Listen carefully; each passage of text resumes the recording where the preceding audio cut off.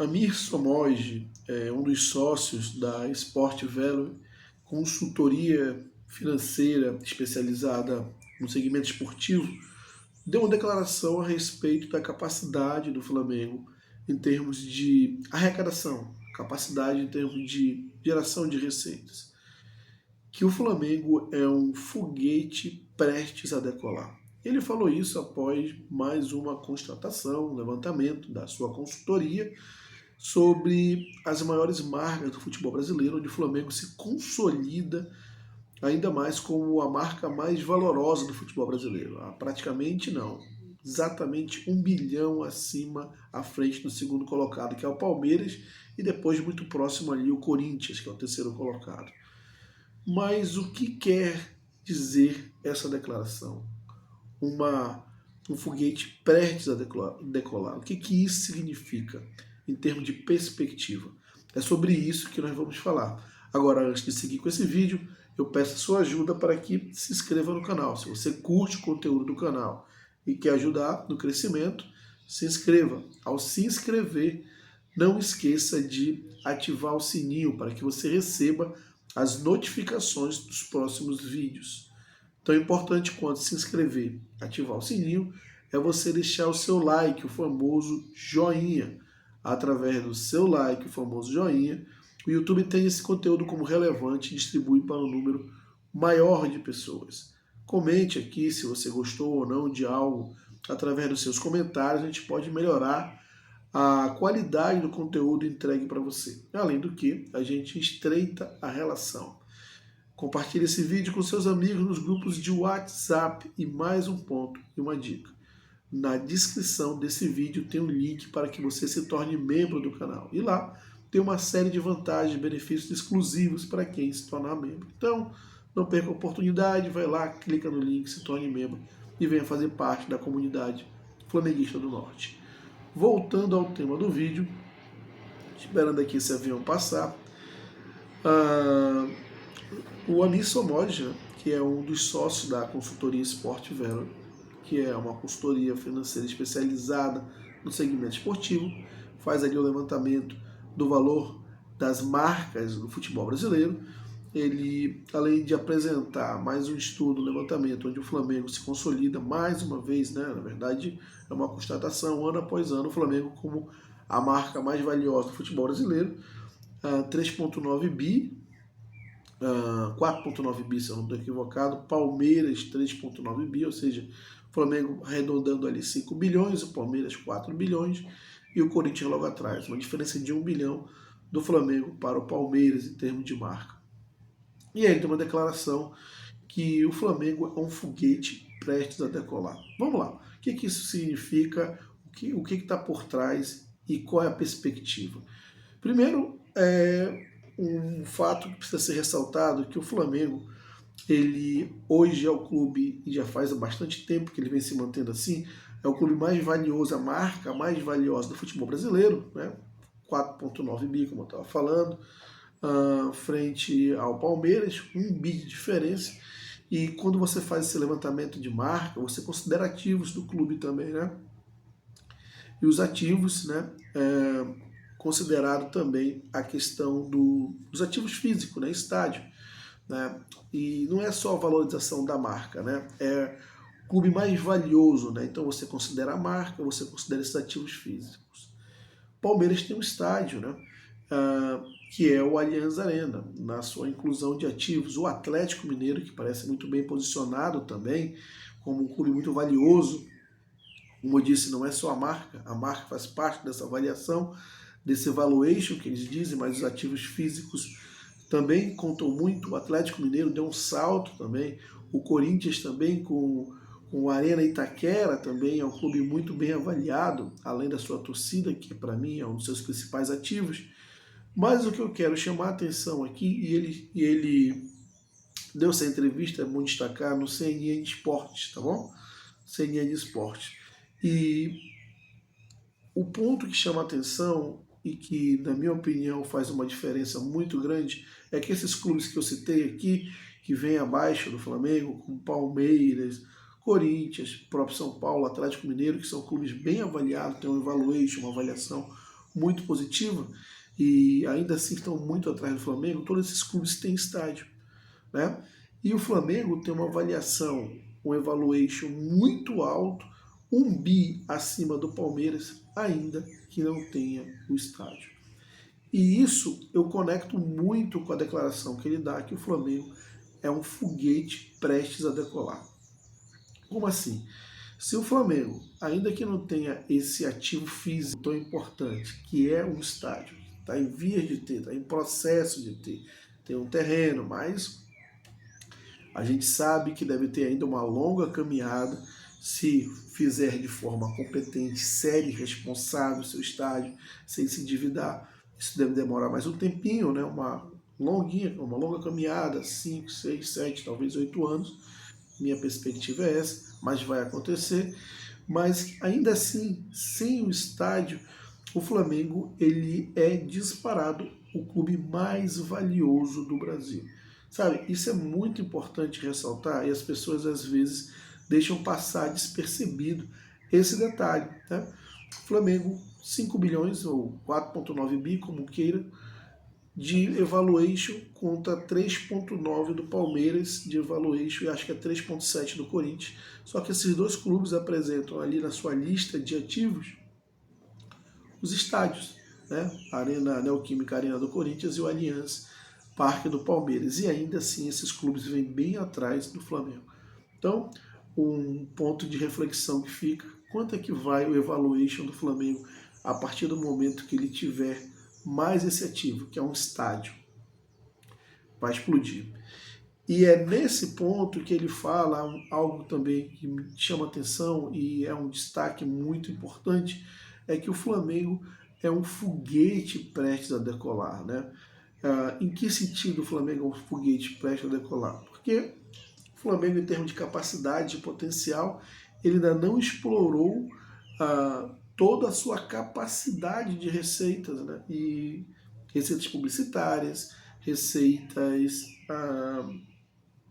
sócio-torcedor, receitas com estádio, o próprio Maracanã, porque agora o Flamengo tem um acordo aí de 20 anos, então você consegue fazer parcerias mais longevas, parcerias mais bem conectadas, mais bem entrelaçadas de médio e longo prazo. A gente sabe que em termos de monetização, em termos de adicionar valor para um parceiro seu e para você também, parcerias, contratos mais longevos, onde quem está investindo tem um tempo maior de retorno, para ele, para os dois é muito mais interessante. Então, a capacidade, a oportunidade, as alternativas de negociações agora com o Maracanã vão ser bem diferentes do que antes, quando você tinha um estádio ali a cada 6 meses sendo renovado e você não tinha exatamente, como eu posso dizer, você não tinha exatamente uma perspectiva de médio prazo para oferecer para o seu parceiro que quisesse investir. Então,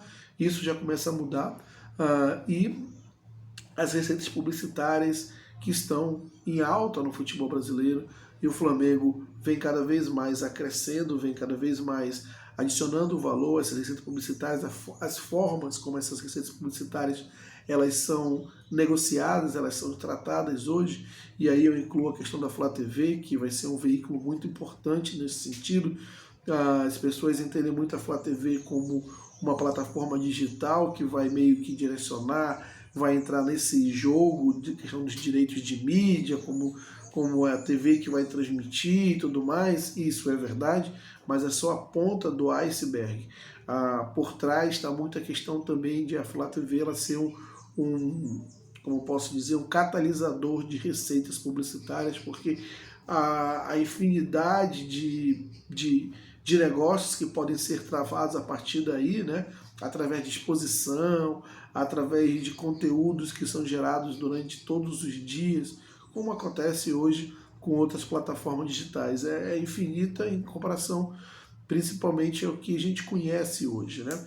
Então, quando a Sport Value, que é uma empresa muito séria, uma consultoria muito séria, quando um sócio, um dono da Sport Value dá uma declaração como essa, que é um foguete prestes a decolar, obviamente porque existe todo um estudo por trás, existe uma percepção de mercado, o mercado reagindo a isso, e ver o Flamengo ainda com ativos importantes a serem explorados, né? É o famoso oceano que a gente enxerga ali, né? O Oceano Azul, que é um mar de novas receitas que podem ser obtidas, trabalhadas, desenvolvidas e, em contrapartida, aquelas receitas que já existem hoje, elas podem ser acrescidas, né? A gente vai começar a ver, eu já fiz um vídeo a respeito, as receitas publicitárias, as verbas de patrocínio no uniforme, elas, na medida que elas vão encerrando o seu vínculo, o seu contrato, o Flamengo e a UBAP já deu declaração nesse sentido, vai negociar por novos valores, uma vez que o Flamengo normalmente é a referência de mercado, ele estabelece um teto, quando os outros clubes vão se aproximando desse teto, ele vai lá dar uma outra esticada quando esses contratos estão para se renovar, o mercado reconhecendo isso, que o Flamengo é ali o cabeça, é o clube mais valoroso, automaticamente reconhece e posiciona ele a uma distância dos demais. Isso acontece de uma forma natural, se você tem observado o ciclo de renovações de verba de patrocínios nos uniformes dos clubes. Inclusive, os clubes sempre nas entrevistas usam o Flamengo como referência. Corinthians, Palmeiras sempre falam: meu patrocínio agora vai ser maior do que o Flamengo, ou vai ser mais próximo do Flamengo, mas a referência é o Flamengo. Obviamente o mercado reconhece isso e vai sempre valorizando os uniformes, as verbas de patrocínio, na medida que os outros vão avançando também, o Flamengo vai esticando essa distância. Então, esse é um movimento normal e tem acontecido nos últimos 5 anos, se você observar aí essas renovações de verba publicitária. Mas não só isso, né? Ou seja, as verbas, as receitas que já existem hoje, elas têm uma tendência de crescimento em termos de perspectiva para os próximos anos, mas a capacidade que o Flamengo tem de gerar ativos e, com isso, gerar novas receitas, né? Eu costumo dizer que o principal ativo do Flamengo é a sua base de consumidores, que é a sua torcida. Você imagina uma empresa de ponta que tem ali uma base de consumidores de 46 milhões de pessoas apaixonadas por aquela empresa.